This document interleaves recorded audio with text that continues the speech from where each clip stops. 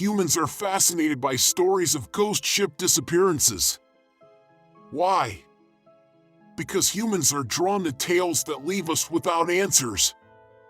Stories of ghosts, the supernatural, alien intervention, and conspiracies may sound like something from science fiction, but these are the stories that have captured the human imagination since they first came to us through newspaper headlines and the mouths of whispering sailors.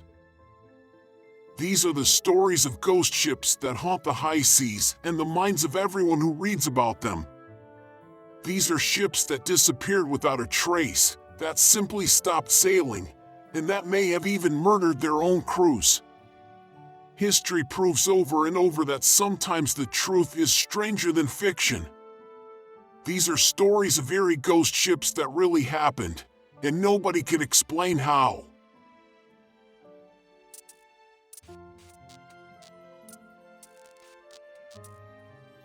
In November of 1872, the captain of the Mary Celeste, Benjamin Briggs, set sail from New York to Italy. He was traveling with his wife, daughter, and 8 other shipmates.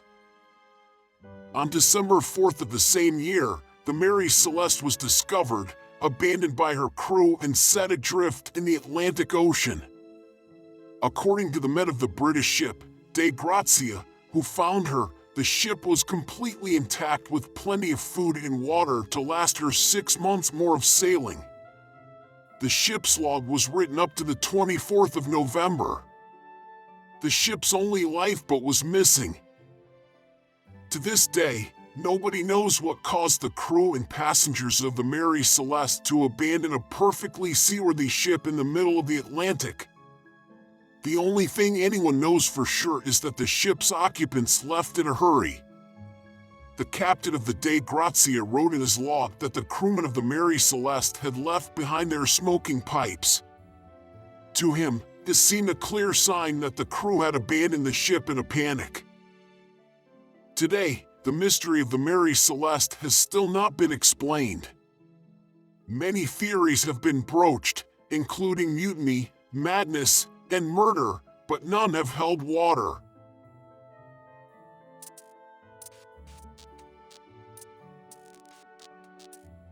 In June of 1947, an officer aboard the British vessel the Silver Star picked up a mysterious, unsettling distress signal. It said, "All officers including captain are dead lying in chart room and bridge. Possibly whole crew dead." Silence crackled across the line, then, one simple sentence, "I die." The message was picked up by several other ships in the area, but the Silver Star reached the source first. It was the Dutch freighter, Orang Medan, floating adrift in the Straits of Malacca. The Star's officer and crew boarded the ship to find bodies strewn about the decks, their faces fixed in a cry of pain. Even the ship's dog was dead. The bodies were unharmed. There was no sign of injury or attack. Before any further investigation could be done, however, the crew of the Silver Star smelled smoke and quickly abandoned the ship. They boarded their own escape vessel, cut the ties to the Orang Medan, and sailed away. Within seconds, the ship exploded, leaving only empty water and debris in its wake. To this day, no one knows what really happened aboard the Orang Medan in the seconds before the crew of the Silver Star arrived. As far as anyone knows, the ship murdered its captain, passengers, and crew, killing them without a trace. Some people believe that the ship was carrying biological weapons manufactured by the Japanese, but the mystery remains unsolved. The ship lives on in an infamy that rivals the mystery of even the Mary Celeste.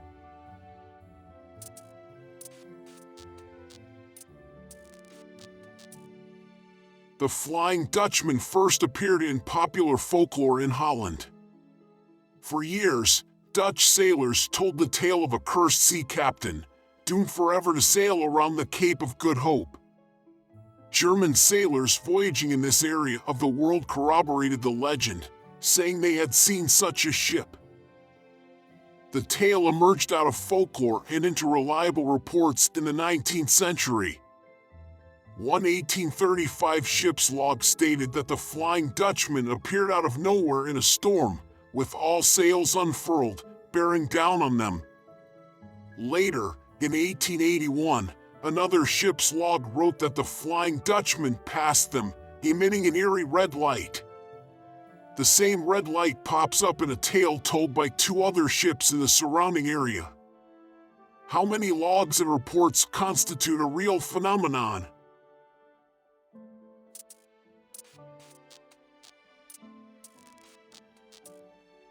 In 1761, the Octavius loaded up with cargo from China and set sail for London. The crew would never be seen alive again.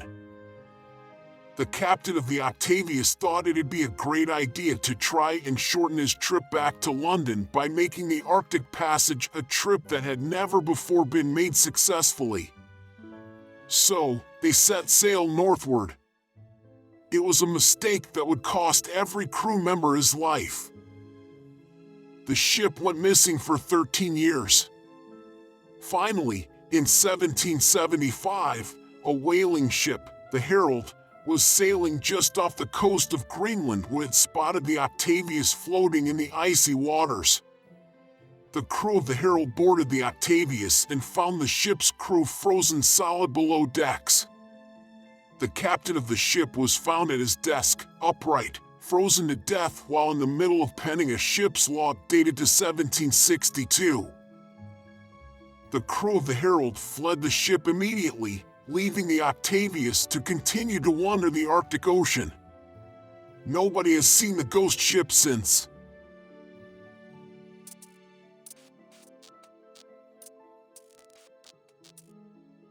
The Young Teaser wasn't an innocent merchant ship or cruise ship making a return trip home. No, the Young Teaser was a pirate ship, an incredibly fast one. In 1813, the Young Teaser had made several successful raids around the coast of Nova Scotia when she was cornered in Mahone Bay by a Nova Scotian schooner captained by Sir John Sherbrooke. Just moments before the British boarding parties could approach the boat, the Young Teaser exploded.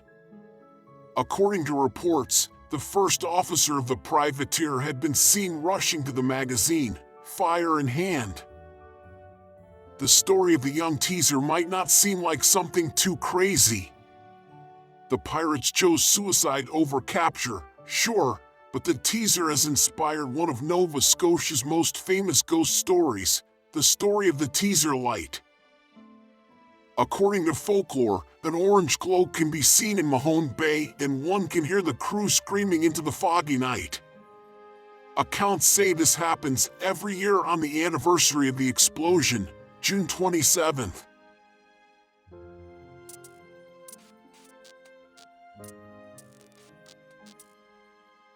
On March 1st, 1858, the huge steamboat Eliza battle caught fire in what would become the biggest maritime disaster in Tombigbee River, which flows between Mississippi and Alabama history.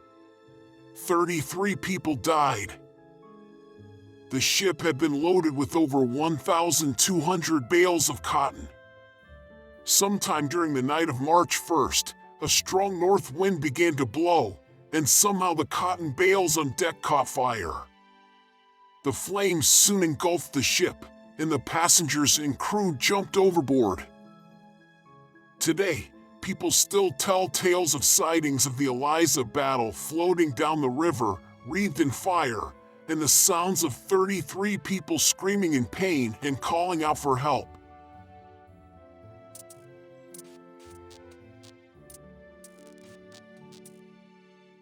In 1906, the SS Valencia was caught in a terrible storm off the coast of British Columbia.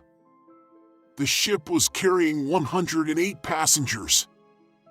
Only 37 of these were eventually rescued, and the ship itself became the subject of ghost stories from that day forward.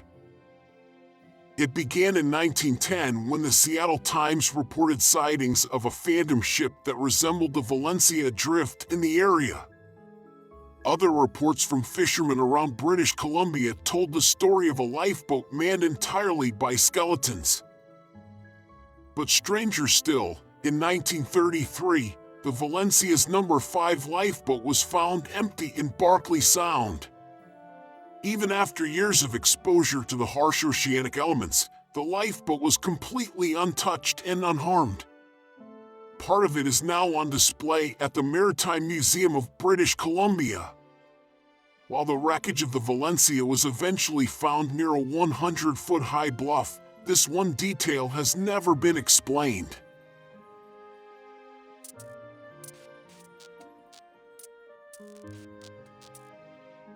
In the year of 1748, just before Valentine's Day, the Lady Lovibond was sailing the high seas in honor of its captain's wedding. Unfortunately for the captain, his best friend had been in love with his new bride, and in a fit of jealousy, he ran the ship aground on the Goodwin Sands of the English Channel, killing everyone on board.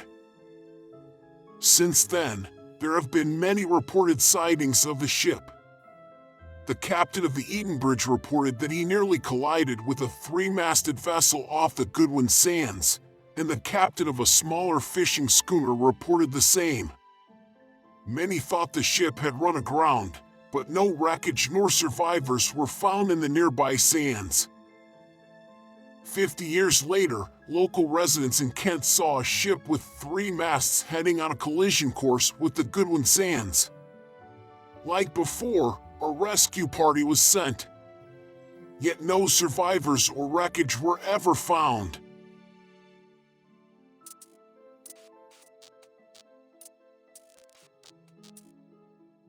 In 1955, the MV Joyita was overdue for its return home.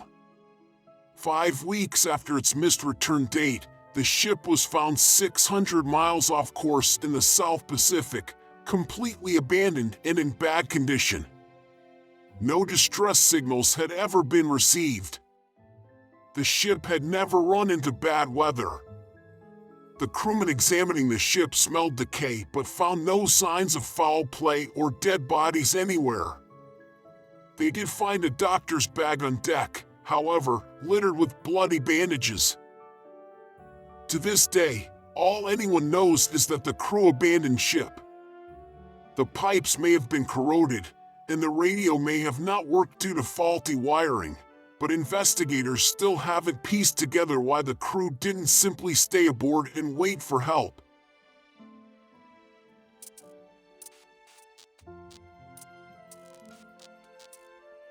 On January 29, 1921, the schooner Carol A. Deering was returning home from Hampton Roads to Barbados when she passed the Cape Lookout lightship. Something seemed a little off to the captain of the lightship. He reported that the Carol's crew seemed intact, but they wandered idly around on the deck of the ship. A crewman who didn't look or act as if he was in charge told the lightship's captain that the Carol had lost her anchors. The ship was later spotted by the SS Lake Elon, behaving strangely and steering a peculiar course. After that, the ship just disappeared.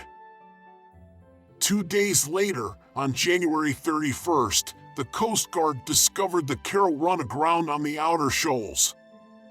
The weather was too treacherous for a better look, but C.P. Brady of the Cape Hatteras Coast Guard Station reported that the ship was missing her lifeboats, and the decks were covered with water.